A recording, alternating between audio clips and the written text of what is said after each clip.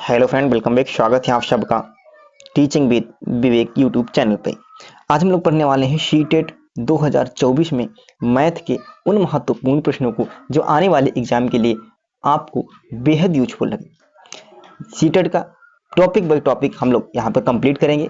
प्रत्येक टॉपिक को अच्छे से पढ़ेंगे, बेसिक से लगा करके एडवांस लेवल तक पढ़ेंगे। तो आज हमने जो टॉपिक लिया है वह लिया है संख्याओं का। संख्याओं से यहाँ से भी आपको एक या दो प्रश्न निश्चित रूप से देखने को मिलते हैं। तो आइए शुरू कर लेते हैं आज के वीडियो को।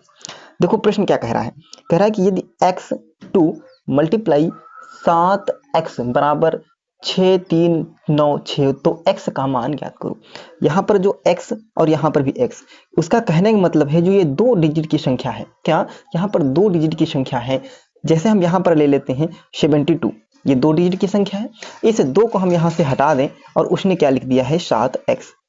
बस यही पैटर्न यहाँ पर दे रखा है, यानी जो इकाई का अंक है उसको यहाँ पर मिस करके उसने यहाँ पर क्या कर दिया है XYZ को मान लिया गया है। तो यहाँ पर देखो, यदि हम x की जगह पर ऑप्शन के अनुसार 2 रखें, x की जगह पर ऑप्शन के अनुसार 2 रखें तो इस 2 की गुणा इस 2 से करेंगे तो कितना आएगा 4। इस 2 से इस 2 की गुणा, यानी यहाँ पर भी कोई संख्या होगी। x की जगह पर 5 मान लो तो यहाँ पर संख्या कौन, मान लिया x की जगह 5 मान लेते, ये संख्या क्या हो जाएगी 52।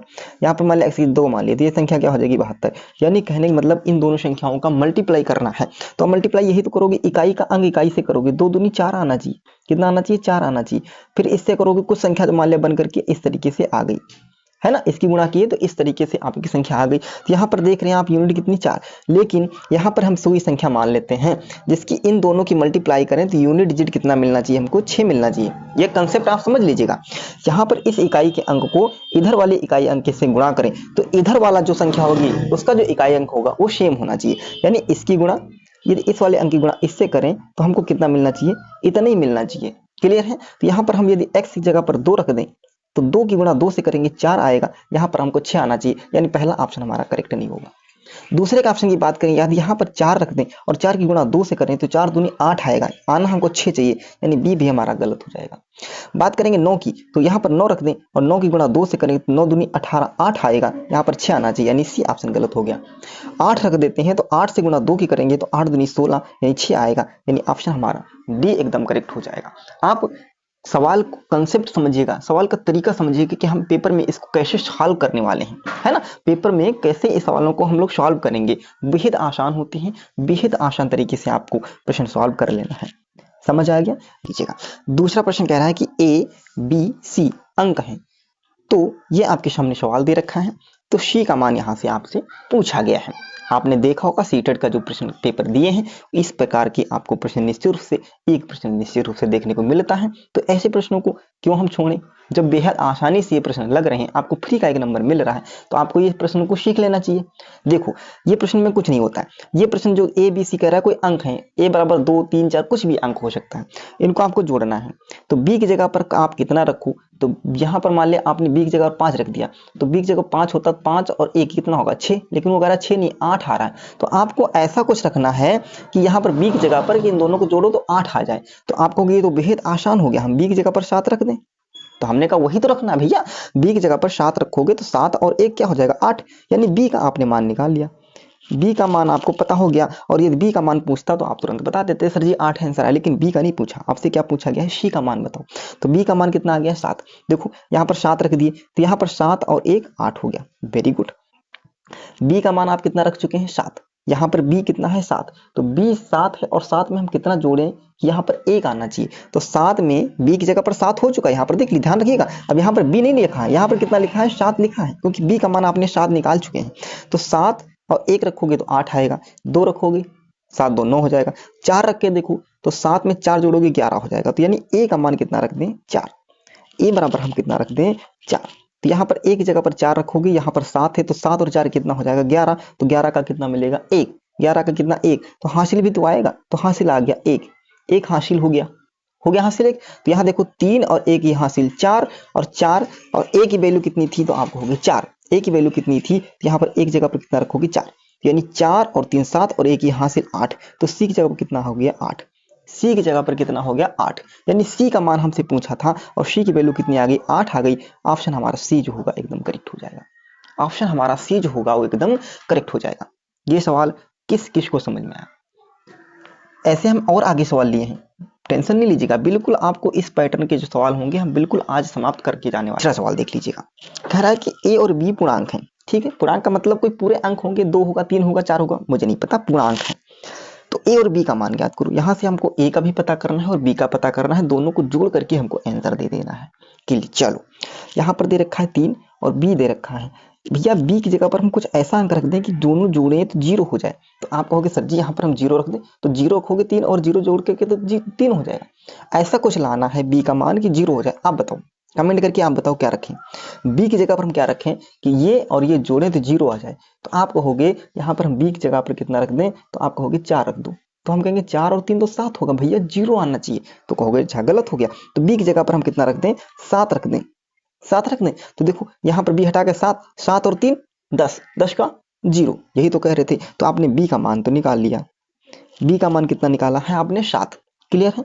तो यहाँ देखो 7 और 3, 10 का 0, हासिल मिला 1। एक ये हासिल आपको ध्यान रखना है, जोड़ते चलना है बिल्कुल सवाल। एक जो हासिल जोड़ लिए तो यह हो गया 8 और एक ही हासिल है 9, और 9 में कितना जोड़ें, 9 में कितना जोड़ें कि 15 हो जाए। तो आप कहोगे 9 6 15, यानी ए बराबर कितना हो गया 6। ए बराबर कितना हो गया 6।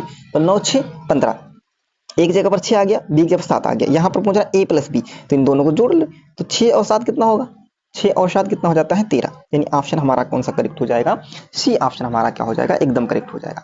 क्लियर है, समझ आया कि नहीं है, कुछ भेजम घुस रहा भैया कि नहीं घुस रहा है। ठीक है, तो फिर आगे चलते हैं अगले प्रश्न। अगला प्रश्न देख लीजिएगा।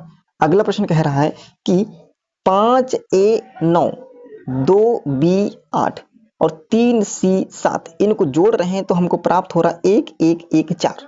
तो B का अधिकतम मान ज्ञात करना है। अब अधिकतम मान की बात, अधिकतम का मतलब ये जो ऑप्शन दे रखे हैं इनमें से सबसे अधिक कौन सा मान रख दें। अब ये भी हो सकता है रखें तो आ जाए, ये भी आ जाए, ये भी आ जाए, ये भी आ जाए, लेकिन उसने कहा अधिकतम। तो इन सब में अधिकतम कौन दिख रहा है, 9 दिख रहा है। हम इसी को पहले ट्राई कर लेते हैं, यानी B की जगह पर हम 9 रख लेते हैं। तो यहाँ जोड़ोगी, देखो 9 8 17 3 20 और 4 24, 24 के 4, हाशिए मिला 2, हाशिए मिला 2। बी का हम अधिकतम मान रख लेते हैं 9। बी की जगह पर कितना रख दें 9। तो 9 यहाँ पे, यानी बी की जगह पर हम अधिकतम मान 9 रखे हैं, तो 9 और 2 11, 9 2 11, 11 का 1। अब ये सी और ए क्या करें, तो ए और सी का मान हम क्या रख लेते हैं, ए बी और सी। तो इसको भी हम 0 कर लें, बी का मान हम 9 रख लें और सी को भी हम 0 कर लें। इनको सबको 0 कर लिए, बी का मान अधिकतम हम 9 ले लिए हैं। ठीक है, और 2 हासिल था, तो 9 2 11 हमको मिल गया, 11 का 1 हासिल जो मिला इसको यहाँ जोड़ लेते हैं। 5 2 7 3 10 और 1 11, यानी पैटर्न हमारा बिल्कुल फुलफिल हो रहा है। अधिकतम मान हमको क्या लेना है, 9 लेने से। क्लियर है, 9 लेने से हमारा मान अधिकतम क्लियर हो गया। तो यहाँ पर ऑप्शन हम कौन सा लगा देंगे, डी लगा देंगे, यानी 9 हमारा क्या हो जाएगा, एकदम करेक्ट आंसर हो जाएगा। क्लियर है मेरे दोस्त। चलो आगे क्या कह रहा है कि संख्या कोई दे रखी है 7p जो 2 से पूर्णतः विभाजित है। विभाजित का मतलब क्या होगा, यानी 2 से ये संख्या पूरी पूरी कट जा रही है। यानी हमको ये संख्या जो दे रखी है, यदि 8 दे रखी होती और कहते 2 से पूरी पूरी विभाजित हो रही है, देखो 2 से पूरी पूरी विभाजित हो रही है, 4 आंसर मिलता। तो ये संख्या दे रखी है 7p जो 2 से पूरी विभाजित है। तो भैया p का न्यूनतम मान ज्ञात करो। अधिकतम नहीं पूछा उसने, कह रहा है कि जो p होगा, p की जगह पर कौन सा न्यूनतम मान रखें।